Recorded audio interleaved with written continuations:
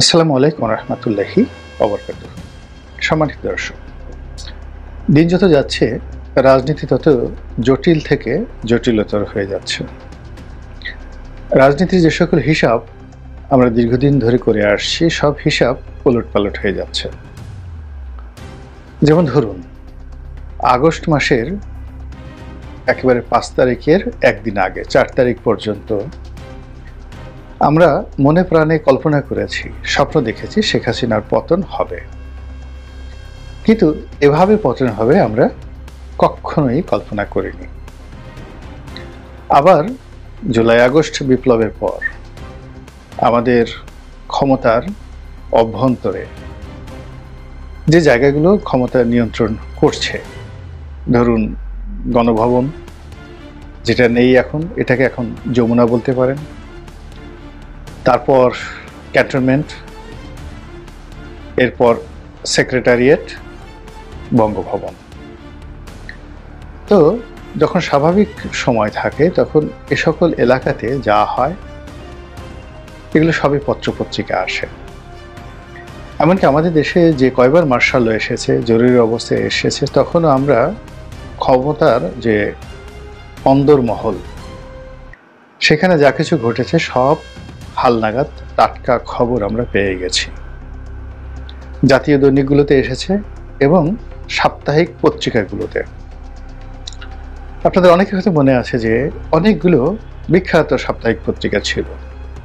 বিচিত্রা ছিল, তারপর সুগন্ধা ছিল, আজকের সূর্যোদয় ছিল বা সাপ্তাহিক সূর্যোদয় ছিল, খবরের কাগজ নামক একটা ছোট পত্রিকা ছিল, সাপ্তাহিক যায় যায় দিন ছিল, এবং মানুষের মনোজগৎকে এ সকল পত্রিকা, আরেকটি পত্রিকা বিচিন্তা, সেটা ছিল, আসে দিন যায় ছিল, এরকম অনেকগুলো পত্রিকা, চিত্র বাংলা ছিল, তারপরে যাকে বলা হয় পাক্ষিক অনেকগুলো পত্রিকা ছিল, রোববার ছিল, সাপ্তাহিক রোববার ছিল, সাপ্তাহিক পূর্ণিমা ছিল, কত কি বলবো। প্রায় সবগুলো পত্রিকার সার্কুলেশনই 30,000, 40,000, 50,000 এবং কোনো কোনোটির 70-80,000 সাপ্তাহিক সার্কুলেশন ছিল। আর জাতীয় দৈনিকগুলোর মধ্যে ইত্তেফাক, ইনকিলাবের যে কোনো একটা রিপোর্ট কল্পনাই করা যায় না, একেবারে 90-এর দশক পর্যন্ত। আর বস্তুনিষ্ঠ নিরপেক্ষতার দিক থেকে সংবাদ, অবজারভার এর অতুলনীয় একটা অবস্থান ছিল। ডেইলি স্টার, আজকের কাগজ, প্রথম আলো, এটা অনেক পরের ঘটনা, 96 সালের পরের ঘটনা, কিন্তু তার আগ পর্যন্ত আমরা আজকের সামাজিক মাধ্যমে যে উত্তেজনা তৈরি করছি, যে বিশ্লেষণ তৈরি করছি, যে ভাইব তৈরি করছি, এর 99.99% কর্পূরের মতো। এটি জনমত গঠন করছে না, এটি জনগণকে কেবলমাত্র উত্তেজিত করছে। যেমন আমি যে কথাগুলো বলছি, আপনারা শুনছেন, আবার শুনছেন না, ভুলে যাচ্ছেন, আবার একই কন্টেন্ট অন্য জায়গায় আরেকজনের মুখে শুনছেন। কিন্তু যদি পত্রিকা একটি সম্পাদকীয় আপনি পড়তেন, সাপ্তাহিক পত্রিকার একটি প্রতিবেদন পড়তেন, তাহলে ওটা কখনো ভোলা যায় না, আমরা এখনো ভুলিনি। আপনারা যারা সেই মতিউর রহমান চৌধুরীর বিখ্যাত সেই লেখা দুর্নীতিবাজদের উল্লাস নৃত্য, কিংবা শফিক রেহমানের মঈন মিলার যে কথোপকথন, কিংবা সংসদে এরশাদের 30 সেট অলংকার, এই সকল সম্পাদকীয়, তার সঙ্গে নির্মল সেনের, যার ছদ্মনাম ছিল অনিকেত, দৈনিক বাংলাতে তার লেখা, আবেদ খানের লেখা, ABM মুসা সাহেবের লেখা, রাহাত খানের লেখা, অসংখ্য মানুষের লেখা, আব্দুল গাফফার চৌধুরী তো ছিলেনই। এই লেখাগুলো বিভিন্ন সাপ্তাহিক পত্রিকাতে এবং দৈনিক পত্রিকাতে যে আসতো, এবং সেখানে রাজনীতির অন্দরমহলের একেবারে তরতাজা সত্য ঘটনাগুলো আমরা জানতাম, এবং এগুলো যেহেতু আদালতে চ্যালেঞ্জ হতে পারত, আজকের ফেসবুকের মতো নয়, ওগুলো জনমত গঠনে খুবই গুরুত্বপূর্ণ ভূমিকা পালন করত। কিন্তু বর্তমান জমানাতে আসলে ওইরকম কোনো পত্রিকার সম্পাদকীয় ওইভাবে জনপ্রিয় নেই, মানুষ পত্রপত্রিকাই পড়ে না।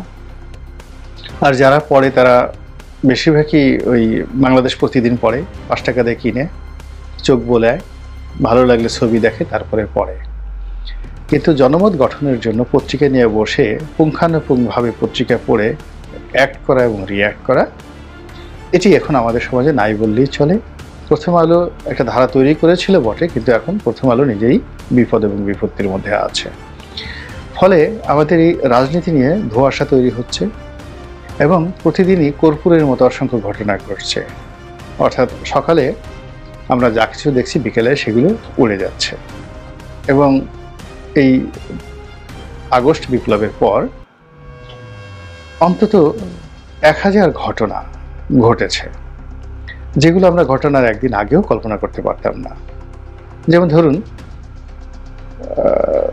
বাংলাদেশ থেকে সুপ্রিম কোর্টের চিফ জাস্টিস, আপিল ডিভিশনের বিচারপতিরা পালিয়ে যাবেন, বাইতুল মোকাররমের খতিব সাহেব পালিয়ে যাবেন, আবার রাগ করে খতিব সাহেব ফিরে আসবেন, আবার বাইতুল মোকাররমে মারামারি করবেন, আনসারেরা ঢুকে পড়বে, ছাত্ররা ঢুকে পড়বে সেক্রেটারিয়েটে।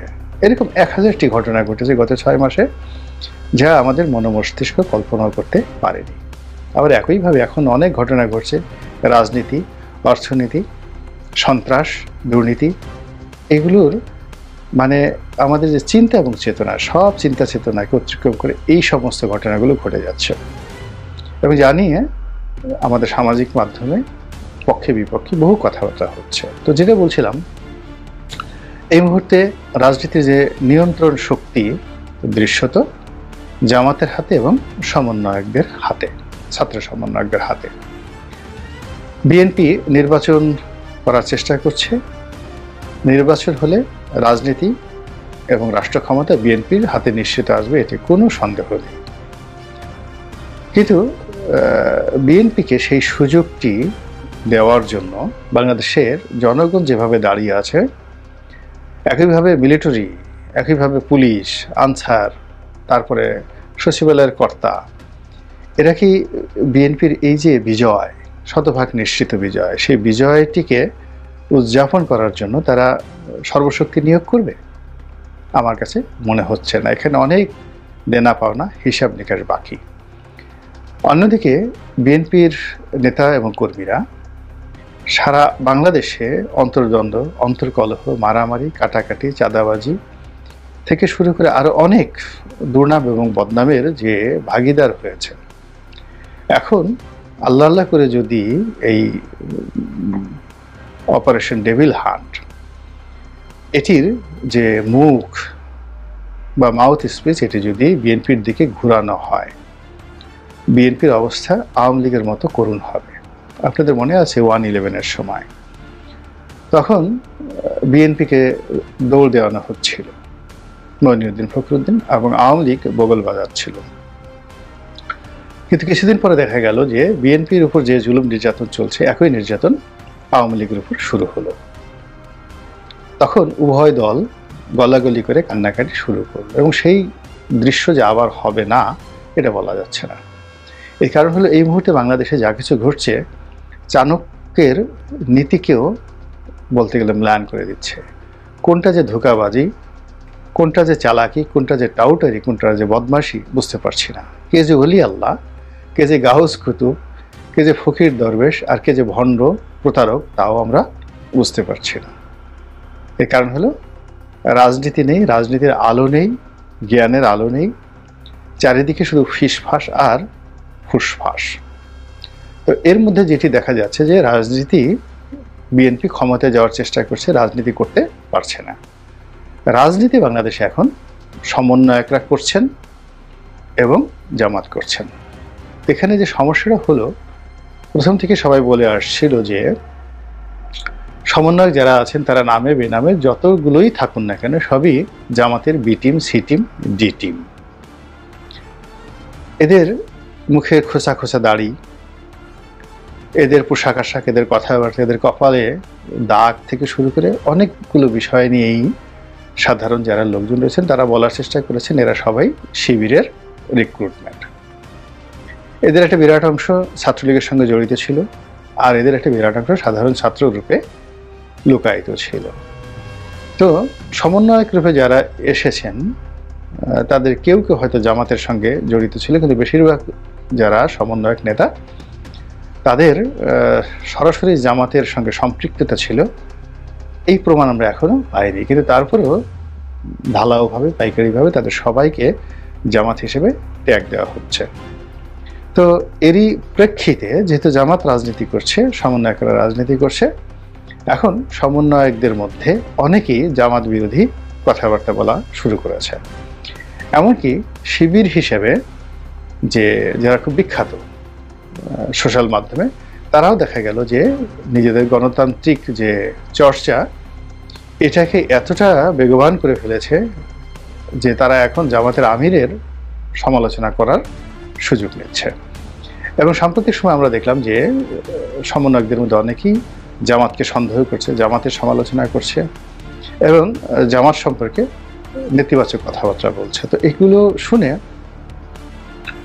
অনেকেই মুখ টিপে হাসছে, চোখ টিপে হাসছে, যে মূলত একটি সাজানো নাটক করার জন্য, মানুষকে বিভ্রান্ত করার জন্য, কিংবা রাজনীতির যে কুটকৌশল বা তাদেরকে যে ট্যাগ দেওয়া হচ্ছে সেই ট্যাগ থেকে বিযুক্ত এবং বিমুক্ত হওয়ার জন্য তারা এই কথাগুলো বলছে। মূলত এখন যে ফর্মুলা, সে আমি এবং ডামি এবং স্বামী এবং মামি, অথবা তুমি আমি, এই যে 2024 সনে শেখ হাসিনা একটা মন্দ কাজ করে গেছে, এই মন্দ কাজের আলোকেই মূলত সামনের যে নির্বাচন, রাজনৈতিক পরিকল্পনা, সেগুলো এখন পর্যন্ত আগাচ্ছে। কিন্তু প্রবল প্রতিযোগিতা হবে, 90% জনগণ ভোট কেন্দ্রে আসবে, পছন্দের প্রার্থীকে ভোট দেবে, তারপরে ভোটের আনন্দে সারা বাংলাদেশ উৎসব মুখর হয়ে পড়বে, এরকম কোনো নজির দেখা যাচ্ছে না। চারিদিকে শুধু ওয়াজ আর জিকির, চারিদিকে শুধু তাহেরি, আব্বাসি, আজহারি, চারিদিকে শুধু হাসনাত, সার্জিস, নায়েবে আমির, জামাতে আমির, মানে জামাতে নায়েবে আমির অথবা আমিরে জামাত। এছাড়া বিএনপির পক্ষ থেকে মাঝে মধ্যে মির্জা ফখরুল সাহেব